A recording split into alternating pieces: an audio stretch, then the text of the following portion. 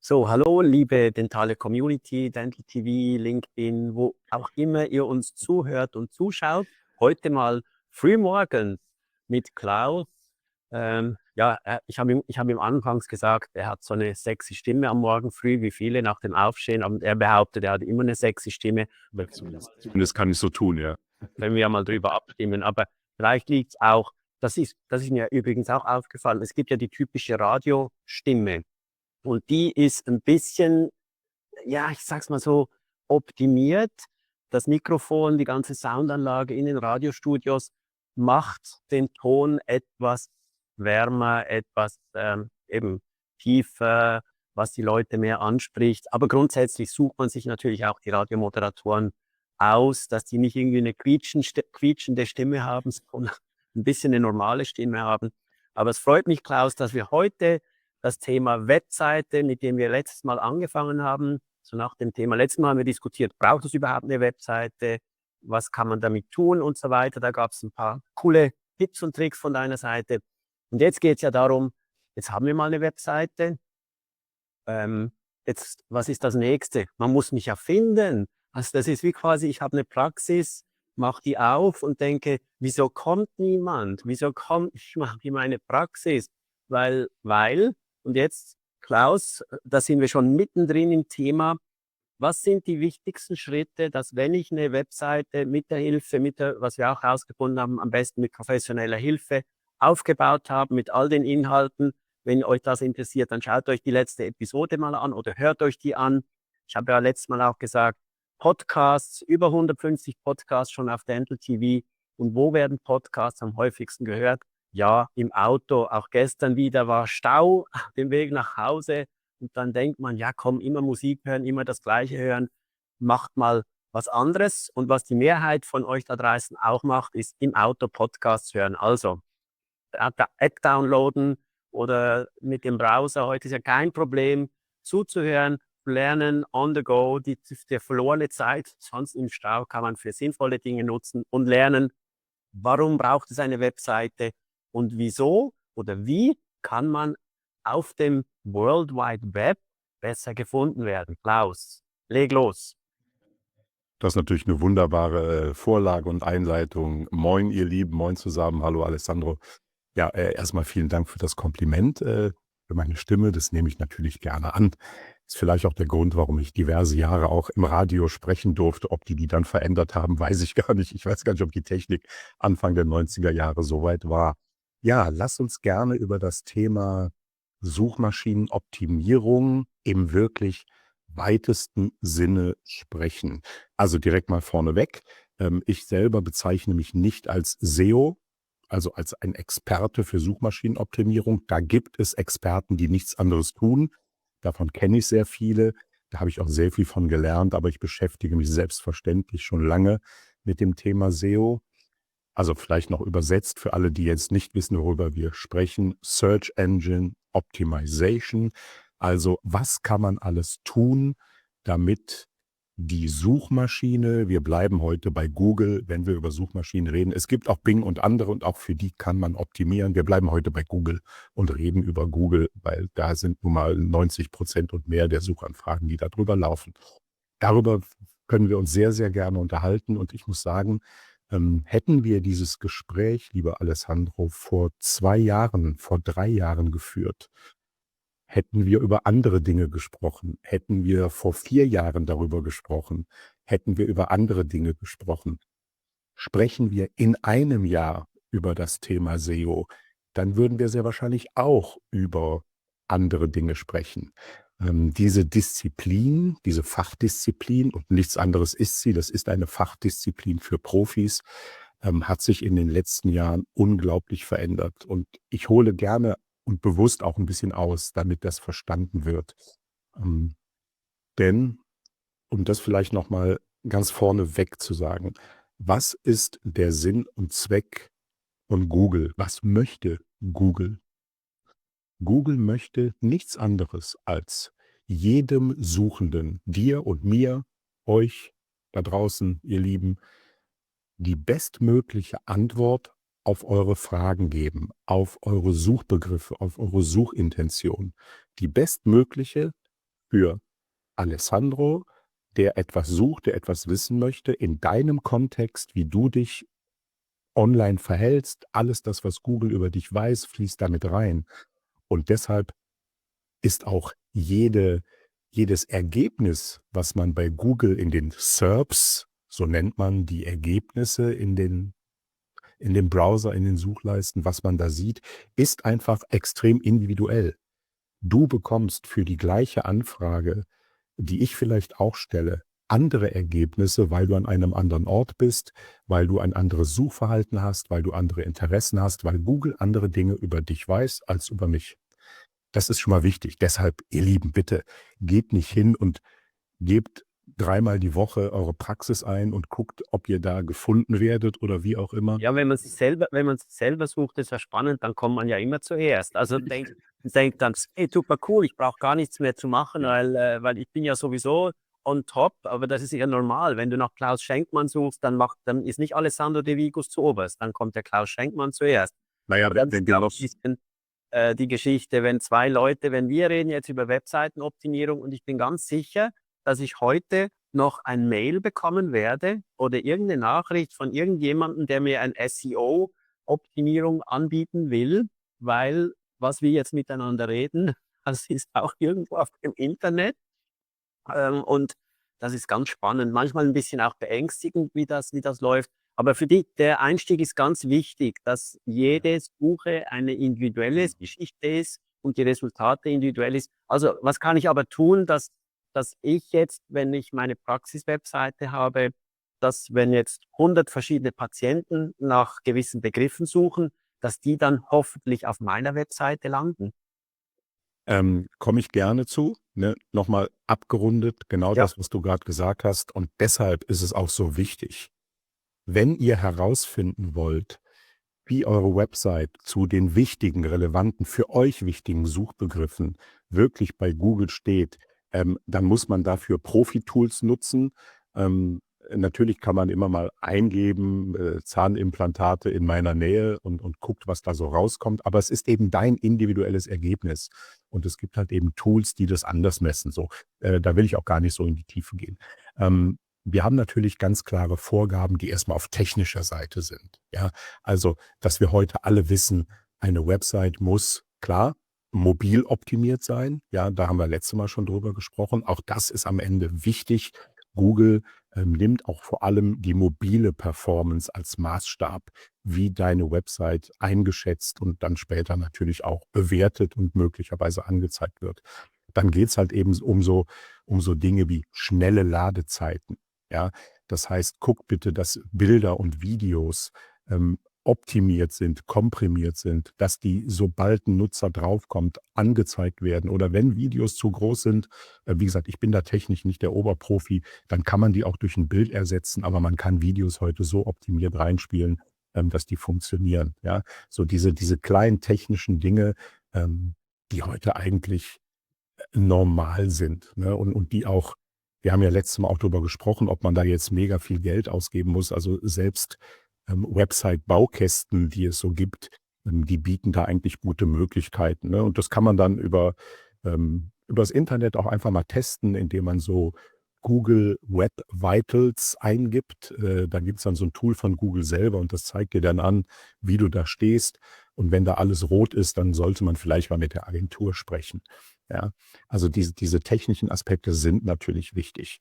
Ähm, und dazu gehören natürlich auch Dinge wie sogenannte Metadaten. Also Metadaten sind jetzt nicht technisch, das ist fast schon Content, aber das gehört so zur Basic. Ja, Metadaten heißt letztendlich, ich selber habe die Möglichkeit, im Backend der Website mit einem Tool oder wie auch immer Informationen einzugeben, wie den Seitentitel und die Seitenbeschreibung. Das sind dann die Informationen, die ihr in den Suchergebnissen seht. Ja, und wenn ihr beispielsweise eure Seite seht und da steht dann oben in dem Titel Startseite, dann ist die nicht optimiert. Ja, da muss dann stehen Zahnarzt, Musterstadt, ähm, Dr. Müller. So, also da gibt's Regeln, da gibt's bestimmte, sage ich mal, auch ja, Möglichkeiten, um mit Tools herauszufinden, was ist optimal. Lest euch da gerne mal ein. Da gibt es ganz viele Möglichkeiten. Ist aber wichtig, dass diese Hausaufgaben auf den Websites gemacht werden. Ja? Also eben Description, Titles, eine vernünftige Überschriftenstruktur finde ich immer ganz wichtig. Und da komme ich gleich im Übergang zum Content und warum das alles so wichtig ist. Und dann haben wir noch nicht strategisch gesprochen. Das ist natürlich der wichtigste Punkt, weil auch Suchmaschinenoptimierung ist natürlich Strategie. Ja, weil wofür will ich überhaupt gefunden werden? Und vielleicht interessieren mich manche Suchanfragen gar nicht. Da können wir gleich drüber sprechen. So, guckt euch eure Website bitte an, ob die vernünftig strukturiert ist. Hat die oben eine H1? Man sagt Google im Backend mit der Auszeichnung, das ist unsere H1, das ist unsere wichtigste Überschrift. Ja, und in dieser wichtigsten Überschrift soll natürlich drinstehen, wo bin ich gerade, worum geht es und was biete ich? Ja, und bitte schreibt in eure H1 niemals herzlich willkommen in unserer Zahnarztpraxis, was tatsächlich immer noch heutzutage ganz oft der Fall ist. Ja, weil diese H1 ist natürlich relevant für die Suchanfragen und herzlich willkommen googelt keiner. Ne? Also da gehört der Ort rein, da gehört das Thema rein, worum es auf der Seite geht. Weil, jetzt komme ich wieder zum Anfang und dann versteht ihr auch, warum das so wichtig ist. Wenn ich jetzt als Nutzer Google sage, guter Zahnarzt in meiner Nähe, ich erfinde jetzt was. Und in meiner H1 steht Zahnarzt Hamburg, langjährige Erfahrung. Auch das ist jetzt nicht optimal, aber damit ihr versteht, was ich meine. Wenn das da drin steht, dann weiß Google ja, aha, Zahnarzt Hamburg mit langjähriger Erfahrung. Da scheint was dahinter zu stecken, was der Suchintention guter Zahnarzt in meiner Nähe sehr nahe kommt. Ja, wenn auf einer Website steht, herzlich willkommen in unserer Zahnarztpraxis und die ist auch in Hamburg und die ist neben der anderen Zahnarztpraxis, welche Seite wird Google anzeigen? Natürlich, wenn beide gleich optimiert sind, ne? Also Suchmaschinenoptimierung ist ein sehr komplexes Feld und das hängt von ganz, ganz vielen Faktoren ab. Aber wir wollen es ja jetzt erstmal leicht machen. Ne? Also diese Überschrift, diese H1 ist wichtig. Dann, dass die Inhalte gut strukturiert sind, ja, dass Unterüberschriften H2, H3 genutzt wird, wenn die Texte mal länger sind. Und Texte sollen und dürfen durchaus sehr lang sein auf Webseiten, weil sie auch Informationen liefern sollen. Ja, das sind alles so Themen, da muss man sich einfach im Vorfeld mit auseinandersetzen. Ne? Was am wichtigsten tatsächlich geworden ist, und das wird auch in Zukunft, denke ich, und sagen die Profis, also auch die, mit denen ich mich unterhalte, immer wichtiger werden, die Nutzersignale. Ja, also kann Google aus dem Verhalten der Nutzer erkennen, diese Seite hat eine hohe Relevanz. Was kann das sein? Nutzer kommen auf eine Seite und bleiben da drauf, scrollen die durch, lesen sich die Themen durch, schauen sich die Videos an. Das ist ja ein klares Zeichen für Google. Oh, diese Seite scheint relevant zu sein für die Anfrage, die der Nutzer gestellt hat. Ja, so. Das heißt, wenn Leute auf eure Seite kommen und sofort wieder abspringen, jedes Mal, dann ist es kein gutes Zeichen. Deshalb Vorsicht mit, sage ich mal, Buttons, beispielsweise Online-Terminvereinbarungen, die die Nutzer von eurer Seite wegleiten. Es gibt Online-Termin-Tools, die liegen extern, die sind nicht auf eurer Seite. Deshalb gehört Online-Terminvereinbarung immer in eure Website integriert, immer. Das ist ein guter Punkt, nur ganz kurz vielleicht. Wir haben das auch in unserer Praxisadministration und die Software-Tools, die auf dem Markt sind, die bieten dir dann den Link an. Dann würdest du quasi diesen Link in deine Webseite einbauen. Also man kann ja mit einem Code eine externe Webseite in deine Webseite einbauen. Weil irgendwie der Anbieter macht ja ein Tool, eine Schnittstelle, die dann auf diese Online-Agenda führt. Ja, also ich kann es ganz einfach machen. Wir arbeiten generell, außer unsere Praxen wünschen, explizit was anderes arbeiten wir mit Dr. Flex seit vielen Jahren. Dr. Flex integrieren wir genau in die Website. alles, was da drauf passiert, bleibt auch auf der Website, und es bleibt in dem Unternehmen sozusagen. Andere Anbieter routen dann letztendlich den Patienten, den Suchenden sofort weg. So, jetzt kann ich natürlich sagen, na ja, wenn der dann einen Termin bei mir bucht, habe ich ja mein Ziel erreicht. Ist auch korrekt. Ich rede ja nur aus Sicht der Suchmaschine, ja. Deshalb ist so zu überlegen, ob ich einen Online-Termin-Buchungsbutton direkt oben sehr aufmerksamkeitsstark platziere, weil es kann einfach passieren, dass der Nutzer draufkommt, sagt: „Ah, okay, da gucke ich mal, ob da was frei ist“, und schwupp ist der von der Website weg.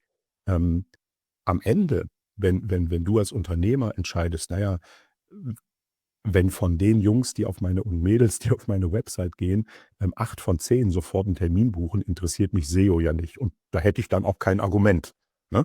Deshalb sage ich auch, Strategie ist einfach wichtig. Aber nochmal zurückzukommen, ähm, versucht einfach, Inhalte so gut herzustellen, so informativ spannend zu schreiben.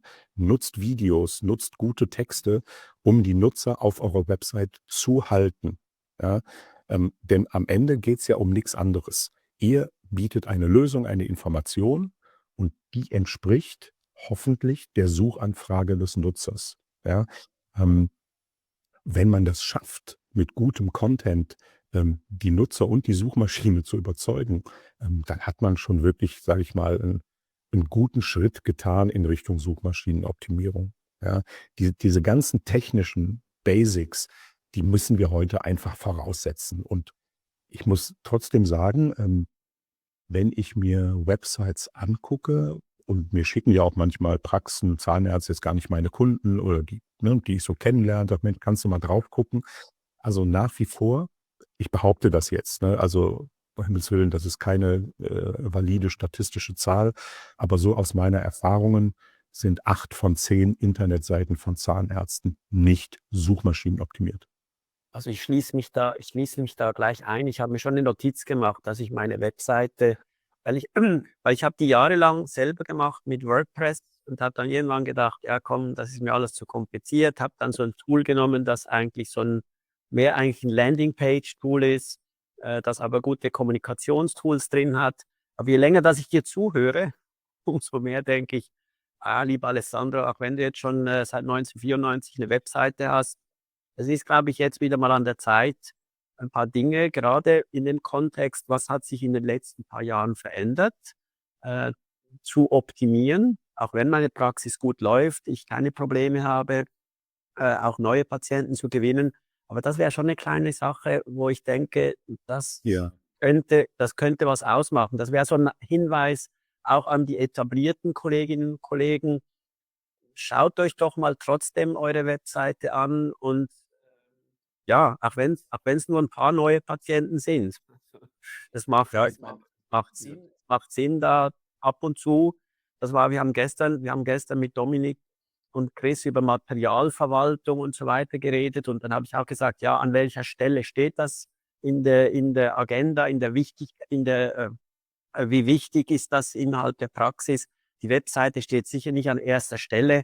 Da kommen andere Parameter wie Personal und so weiter, die da weiter vorne stehen. Aber trotzdem denke ich, dass das ein Punkt ist, den man nicht unterschätzen sollte und nicht vernachlässigen sollte. Ist das auch so, wie ich jetzt dich verstanden habe? ja, selbstverständlich. Lass uns gleich über strategische Aspekte sprechen, weil um nichts anderes geht's da ja, auch bei dem, was du gerade sagst, ja. Denn, ich verstehe natürlich auch jeden Unternehmer, jede Unternehmerin, die sagt: „Warum soll ich da rein investieren? Ja, meine Bude läuft, Patienten ohne Ende, es ist doch alles gut“, ne? Da haben wir ja auch letztes Mal ein bisschen drüber gesprochen. Ja, das verstehe ich auch. Die Frage, die ich mir als Unternehmer ja immer stellen muss, ist aber: Wie lange bleibt das so? Und was passiert, wenn andere rechts und links von mir besser werden, ne? Wenn die auf einmal 'ne Website haben, die alleine nur die Basics richtig macht. Also, wir haben oft schon, Standorte gehabt, wo wir mit den ersten, diesen ganz einfachen Basic-Maßnahmen, ne, zu den Metadaten gehören auch noch so die strukturierten Daten. Also, alles das, was du, ähm, wir arbeiten auch nur mit WordPress. Alles, was du dann im WordPress Backend Google schon mal an Informationen geben kannst. Ja? Öffnungszeiten, FAQs, bestimmte Informationen, die Google aus dem Backend abrufen kann. Und auch das ist ja, und so muss man das verstehen, das ist ja auch ein Service für die Suchmaschine. Ja? Je leichter ich es den Robotern, den Crawlern von Google mache, Informationen über mich zu bekommen, also ich mache das jetzt mal ganz platt, ja, dann haben die mich auch lieb, ja, weil die sagen: „Mensch, Klaus, danke, Alessandro, du stellst mir eine Website hin, die ich gut lesen kann, die verständlich ist. Wenn ich da drüber gehe, verstehe ich sofort, was du willst.“ Und ähnlich ist es ja auch mit dem Nutzer, ne? Und da sind wir dann wirklich bei der Strategie. Ja, ich finde das schön, mach dir Notizen, guck dir das alles mal an und am Ende geht's ja um diese unternehmerische Entscheidung. Was ist denn mein Ziel? Ich habe heute natürlich nicht, weil wir damit auch unser Geld verdienen, ja, sondern weil ich ja auch Praxen beraten möchte. Und ich habe tatsächlich kein Verständnis dafür, wenn an diesem aus meiner Sicht wichtigsten Kommunikationstool, und zwar außerhalb der Praxis. Ja, ich bin da 'n ganz klarer Verfechter, des Satzes: „Das wichtigste Marketing, das bist du mit deinem Team, das ist das, was ihr in der Praxis macht.“ Wenn ihr nicht funktioniert und das alles nicht klappt, brauchst du auch keine Leute über das Web reinzuholen, die hauen ja wieder ab, ja?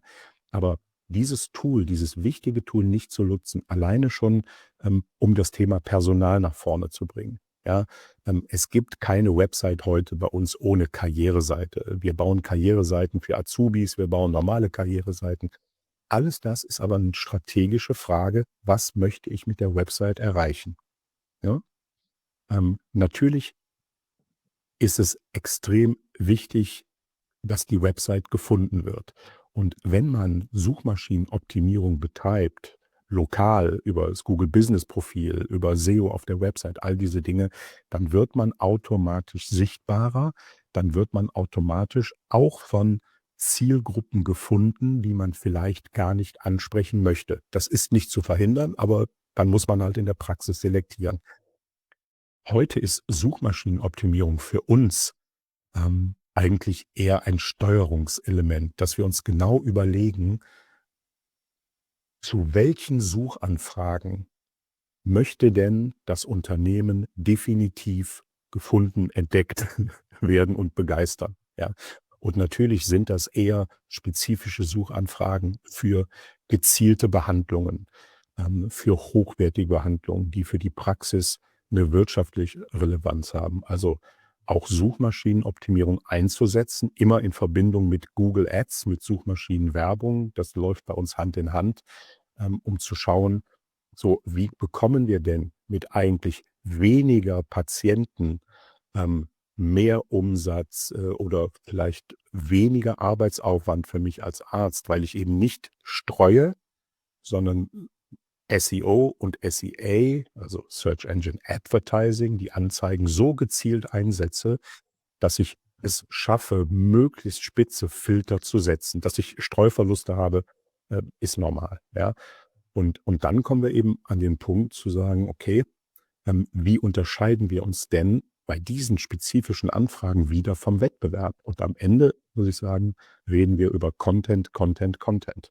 Ja, du kannst dir vorstellen, ich habe jetzt gerade wieder eine Diskussion mit einem Neukunden von uns, der dann auch sagte: „Ja, guck mal hier, unsere alte Website, die macht ihr ja neu. Ähm, also das erste, was ihr machen müsst, da ist viel zu viel Text drauf.“ Okay, habe ich mir angeguckt, da ist gar kein Text drauf. Also, ja, natürlich ist da Text drauf, aber, ähm, diese Klassiker, ne?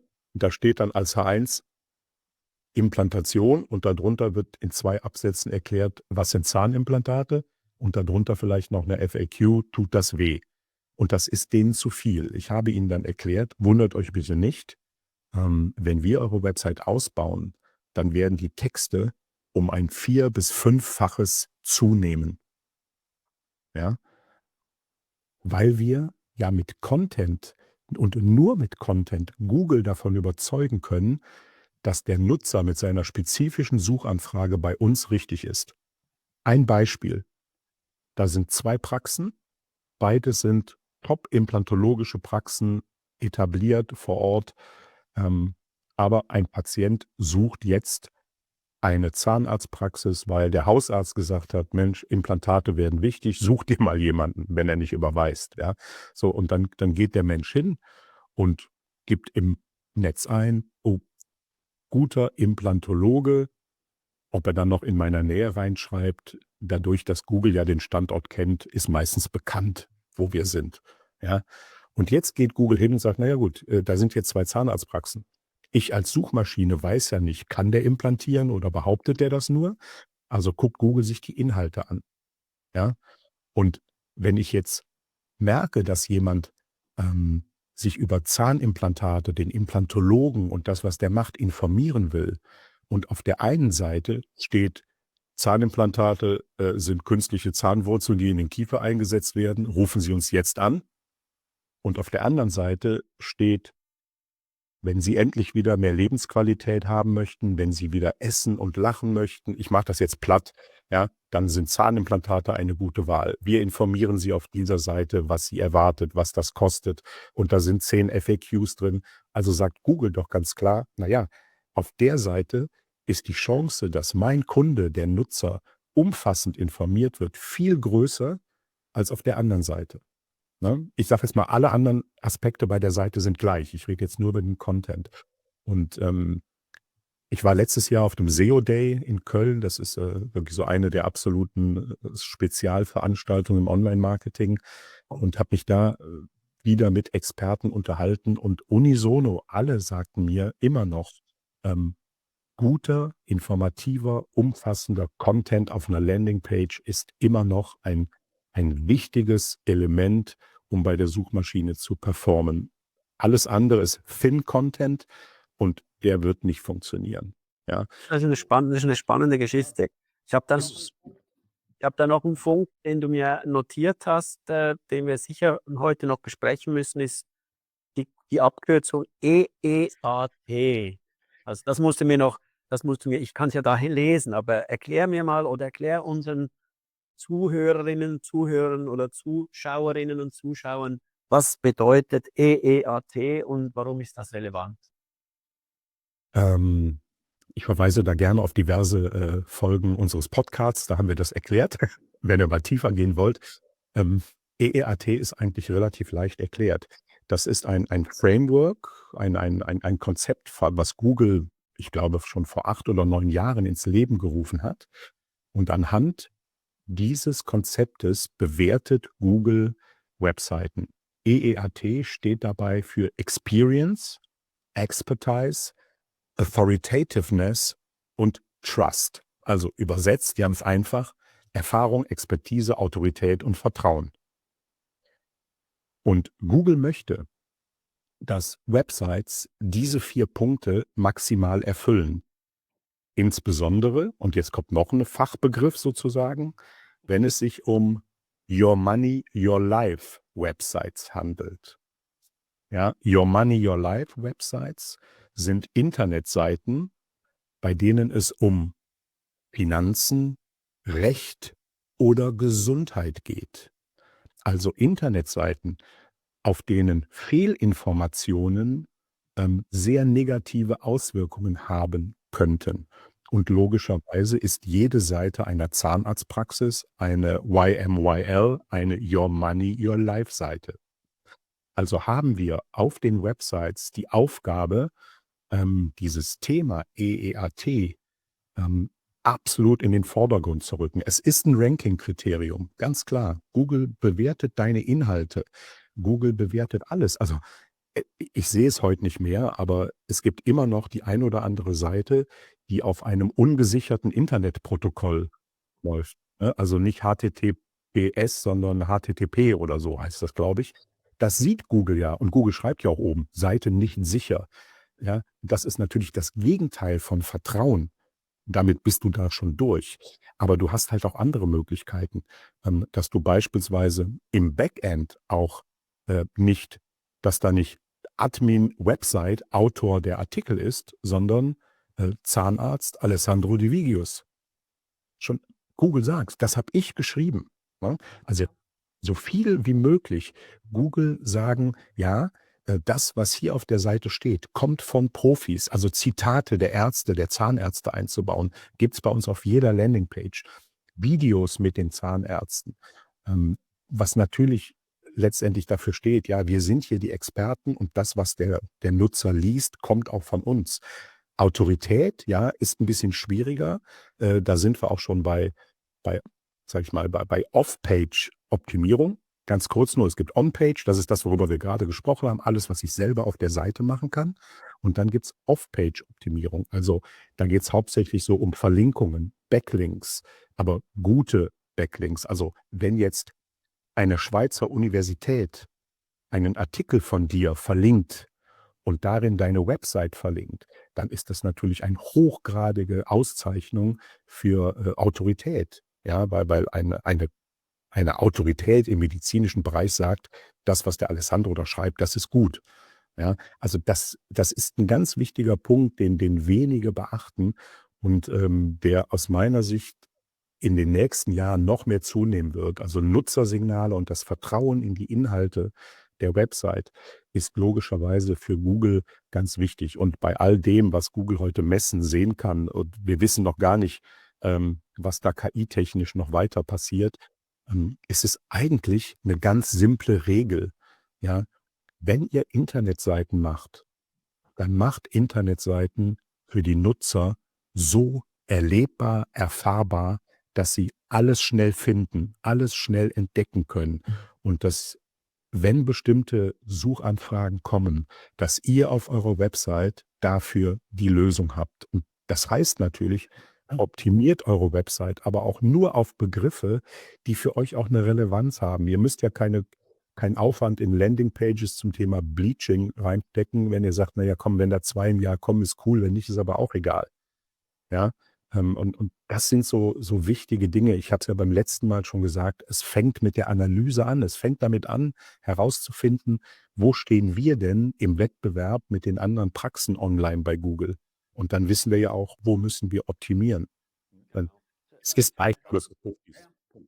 Perfekt, ne? Das war ein sauberes, cooles Statement.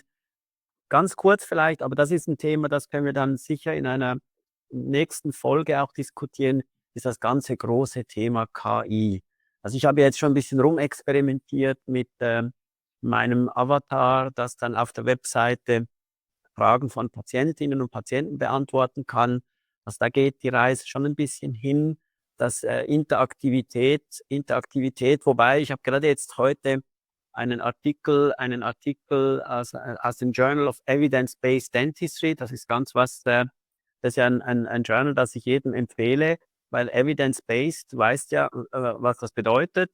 Und das ist so das höchste Niveau der Wissenschaft. Und es gibt ein Journal of Evidence-Based Dental Practice, das vielleicht nicht jede Zahnärztin, jeder Zahnarzt kennt. Und da werden in regelmäßigen Abständen eigentlich so Themen bearbeitet. Und die Autoren, die machen das mega cool. Also die analysieren dann auch die aktuelle Literatur zum Thema. Und da war jetzt ein Artikel, aus dem mache ich jetzt einen Podcast für Dental TV mit AI. Das ist auch eine ganz coole Geschichte. Ich mach die Einleitung und dann gibt's einen Podcast, der den Artikel erläutert, weil ich finde, das ist ein bisschen lebendiger als einfach nur da runterlesen. Das hilft ein bisschen. Und da steht: Limited evidence suggests that ChatGPT may have accurate responses in medical and dental research. Also wir sehen, dass heute diese KI-Tools, und ich spüre das selber, wenn ich nur zum banalen Thema dentale Fotografie die KI ein bisschen frage und herausfordere, dass da nicht aktuelle Informationen verarbeitet werden, dass zum Teil falsche Informationen, also dass der mir ständig versucht, irgendwelche Diffusoren oder Softboxen oder Stative zu verkaufen für die dentale Fotografie, die jetzt absolut keinen Sinn machen in der täglichen Praxis. Aber das ist einfach Information, die da irgendwo herumfliegt, die nicht relevant beziehungsweise nicht ganz korrekt ist. Und da muss man aufpassen. Also auch hier das Problem bei fachlich hochstehenden Informationen ist, dass noch nicht alle Information wirklich frei zugänglich ist. Also auch die KI hat noch nicht Zugang zu der gesamten Literatur. deshalb kann sie natürlich auch die Fragen nicht in dem Ausmaß beantworten, beziehungsweise es ist gar nicht so einfach, auch die Artikel zu analysieren. Sind die relevant? Sind die überhaupt gut? Ist das schlecht, was da drin steht? Also ganz ein komplexes Thema. Ja, ich würde es halt nicht über ChatGPT machen, wenn ich sowas recherchieren würde. Da würde ich ein anderes Tool nutzen. Kann ich Aber es ist natürlich quasi so, dass das ChatGPT ist jetzt so in aller Munde und natürlich wird jetzt auch viel Research betrieben. Man muss irgendwo anfangen, wie können KI-Tools uns helfen, Sachen zu analysieren, zu bearbeiten, und gerade auch in der Kommunikation bin ich überzeugt, dass KI-Tools, das geht ja dann um einfache Dinge. Patient fragt oder es findet eine Kommunikation statt, um herauszufinden, was ist das Problem des Patienten. Es geht nicht darum, dem dann einen detaillierten Behandlungsplan und einen Kostenvoranschlag schon zu präsentieren mit Hilfe von KI, aber eine Interaktion anzubieten, die auch 24/7, also Tag und Nacht verfügbar ist. Also dass man auch außerhalb der Praxisöffnungszeiten erreichbar ist, dass die Patientinnen und Patienten das Gefühl haben, ja, die kümmern sich um uns, und mir ist klar, dass morgens um 3 der Zahnarzt nicht selber in der Praxis steht, beziehungsweise dass er wahrscheinlich im Bett liegt und schläft, damit er sich ein bisschen ausruhen kann, um fit zu sein für den nächsten Tag. Aber einfach mal kurz, um das Gespräch von heute abzurunden. Was sind so eben, da ist auch etwas, in 5 Jahren werden wir ganz anders über das reden, aber wie siehst du heute so den Impact? Würdest du heute solche Tools schon versuchen einzusetzen oder würdest du da lieber abwarten? Hashtag kommt drauf an, wie immer. Lass mich kurz auf unser Thema von heute kommen, weil das ist ein super schöner Übergang. Ja, du kannst natürlich mit KI-Tools, gerade wie ChatGPT und anderen Sprachmodellen, ratzfatz und schnell Content erstellen. Ja, so. Ein ganz wichtiger Punkt, und den wollte ich mir so fürs Ende aufsparen, weil das auch mit EEAT zu tun hat, wird auch in Zukunft sein, wie viel Authentizität und Marke steckt auch in deiner Website. Also wie viel Echtheit, auf wie viel Menschlichkeit treffen Leute, wenn sie auf deine Website kommen. So. Und deshalb ist es einfach auch extrem wichtig. Ja, ich mache das auch. Ich schreibe viele Texte in der Basis, in der Recherche und auch wenn ich Ideen brauche, mit KI. Aber am Ende musst du halt hingehen und aus diesem Text, zumindest sage ich mal, in den ersten 2, 3 Abschnitten etwas Uniques machen, etwas, was mit deiner Praxis zu tun hat. Weil, ganz klar, KI-Texte sind erkennbar, ja. Und natürlich gibt es immer mehr Tools, die so schreiben. Es gibt jetzt dieses Humanizing, ja, da kannst du in den Tools sagen, schreibe das bitte menschlich. Also so einen größeren Blödsinn habe ich in meinem Leben noch nicht gesehen. Ich habe das mit mehreren Tools probiert. Also ich sage einer KI, mach aus dem KI-Text etwas, was nicht nach KI klingt. Ganz ehrlich, also ich bearbeite die Texte danach, aber ich spare mir 75% Aufwand. Gar keine Frage. So, wenn ihr jetzt nochmal über so ein paar Dinge nachdenkt, die ich eben erzählt habe, wenn ihr einfach ChatGPT nutzt und sagt, schreib einen Text über feste Zähne an einem Tag mit einer H1, 3 H2, 5 FAQs, das ist innerhalb von 30 Sekunden fertig. Und den kannst du fast so nehmen. Aber es sind alles Inhalte, die woanders auch stehen. Ja, wenn 5 Leute diese Frage stellen, dann werden sehr wahrscheinlich 5 Leute einen ähnlichen Text bekommen. Und damit bist du nicht mehr unique. Und damit hast du einen Text auf deiner Website, den viele andere auch haben. Also möglich ist das alles. Und wie gesagt, ich weiß nicht, worüber wir in einem halben Jahr sprechen, wenn wir über das Thema reden. Deshalb, um auch dein Thema, was du gerade angesprochen hast, jetzt abzurunden, ich bin selbstverständlich ein Freund von KI, von Automatisierung. Und zwar alles, was hilft, die Ansprüche und Anforderungen zu unterstützen, zu verbessern, zu optimieren. Ja, also ich meine, auch ein Terminbuchungstool ist nichts anderes als eine KI, was Informationen umsetzt in andere Informationen. Wo ich skeptisch werde und was mir auch nicht gefällt, ist, wenn eine KI vorgaukelt, dass da ein Mensch dahinter steckt. Also ein Chatbot beispielsweise. Ja, wenn dann in dem Chatbot steht, hey, hier ist dein Zahnarzt Peter Müller, ich freue mich, dass du gerade da bist, gerne antworte ich dir. Und der Nutzer hat das Gefühl, da ist ein Mensch auf der anderen Seite. So, wenn der Chatbot sagt, hey, hier ist der Chatbot der Praxis Nevigius, der Alessandro schläft seinen Schlaf der Gerechten, ab 8 Uhr sind wir wieder da, was möchtest du jetzt schon wissen? Das ist alles gut, wenn der Nutzer weiß, womit das zu tun hat. Ich persönlich, habe ich letztens auch in einem Post kommentiert, ich würde mir keine Podcasts anhören, die von KI-Stimmen produziert sind und die KI macht. Ich rede jetzt nicht von 5 Minuten Informationen zu, wie funktioniert heute ein DVT. Das muss mir kein Zahnarzt erklären, das kann mir auch ein Avatar erklären. Aber ich persönlich, und ich rede nur von mir, ja, so, ich bin Boomer, ich möchte mit Menschen reden, ich möchte Menschen zuhören. Gerade ein Podcast lebt von Interaktion, lebt davon, dass Menschen miteinander reden. Aber letztendlich, ganz klar, bei allem, was wir tun, KI einzusetzen, um Prozesse zu verkürzen, Metadaten schreiben zu lassen, Informationen schreiben zu lassen, die ich dann natürlich abprüfe. Ja, also eine KI darf ich nicht ungeprüft einfach nutzen und dann das, was da rauskommt, ins Netz stellen. Aber wir kommen da nicht drum rum. Und wenn wir beim Thema SEO sind, ist natürlich jetzt gerade die große Frage, ganz ehrlich, würde ich mir als Zahnarzt heute noch keinen großen Kopf machen, aber wie kommen wir denn mit unseren Websites in diese KI-generierten Suchergebnisse? Ja, ich habe dir eben gesagt, ich nutze andere Tools. Ich arbeite ganz viel mit Perplexity. Perplexity ist ein Tool, was im Grunde genommen so eine Mischung aus Google und ChatGPT ist, muss man ganz kurz zu sagen, wo du aber bei jeder Information und jeder Antwort sofort alle Quellen, alle Links drin hast, die du überprüfen kannst. Und ich habe letztens da eine Anfrage gestellt zum Thema zahnloser Kiefer, sehr allgemein. Und da kam als Quelle eine Zahnarztpraxis von uns. Nicht aus einer Großstadt. Und ich dachte so, hey, wie kommt der denn in diese Suchergebnisse rein? Und ja, das weiß auch heute noch so keiner wirklich genau. Und im Moment ist auch eher so, dass die großen Marken da erscheinen. Aber natürlich sind das alles Themen, mit denen wir uns heute und in Zukunft beschäftigen müssen.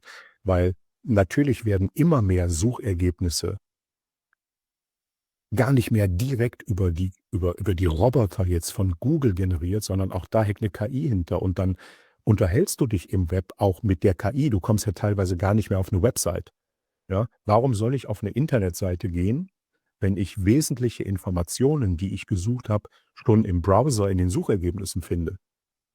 Ne? Also, das sind alles Überlegungen, die wir uns alle stellen müssen. Welche Relevanz hat eine Website bei dem Thema Patienten finden, die irgendwas suchen, heute und in 5 Jahren vielleicht, ne? Also, dass sich das alles noch dramatisch verändern wird in den nächsten Jahren, ist gar keine Frage.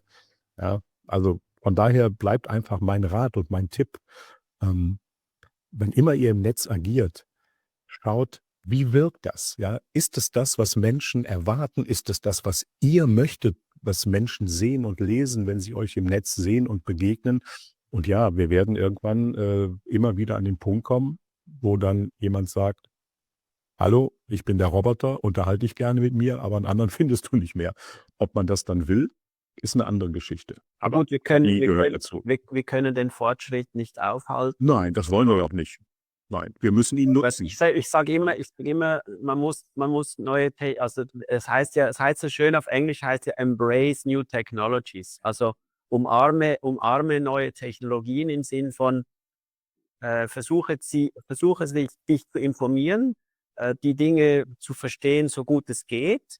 Sich damit auseinanderzusetzen, ist meiner Meinung nach wichtig und das gilt auch für die Zahnarztpraxis, dass man sich neue Technologien nicht verschließen soll, sondern, versucht zu verstehen: Ist das etwas, was für meine Praxis Sinn macht? Nicht allen Trends nachrennen, auf jeden Fall nicht, aber trotzdem, never stop learning ist so mein, mein Modewort und always stay curious, also immer ein bisschen aufmerksam bleiben, immer die O Augen und die Ohren offen halten. Das ist sicher wichtig, gerade in den letzten Jahren, wo sich was eben Computer und so weiter eine massive Entwicklung, angebahnt hat.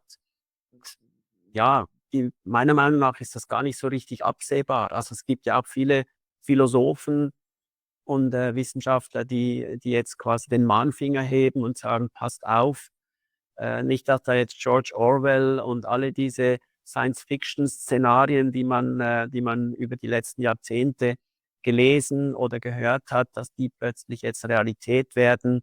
Also ja, aber es sind spannende Zeichen, die da uns bevorstehen. Und Klaus, du bist ein cooler Partner, auch über diese Dinge. Also wir zwei alte Socken da, aber wir haben die Augen und die Ohren offen und denken, dass wir auch der jungen Generation ab und zu noch einen Tipp geben können.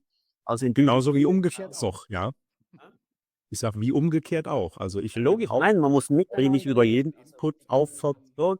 Kommunikation miteinander ist entscheidend. Und ich spüre einfach, dass die ältere Generation oft ein bisschen die Augen und die Ohren verschließt und in einem Trott drin ist und nicht mehr so nach dem Motto, ja, ich arbeite eh nur noch ein paar Jahre, das spielt ja keine Rolle mehr. Nein, du musst bis zum letzten Tag musst du Vollgas geben und Spaß haben. Wenn du keinen Spaß mehr hast, dann hör auf. Das ist, Ja, das ist das Ding. Aber sonst, ich habe noch Spaß, du hast noch Spaß und wir möchten diesen Spaß mit möglichst vielen Leuten da draußen teilen. Und deshalb freue ich mich schon auf die nächste Episode mit Klaus.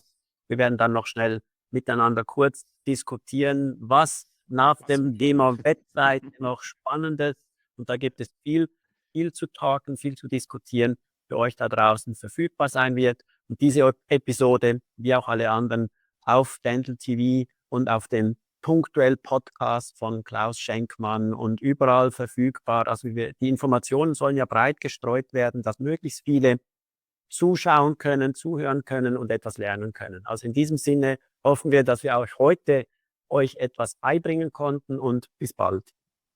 Tschüss und schönen Dank, dass ihr dabei wart. Danke, Alessandro. Bis zum nächsten Mal. Ciao.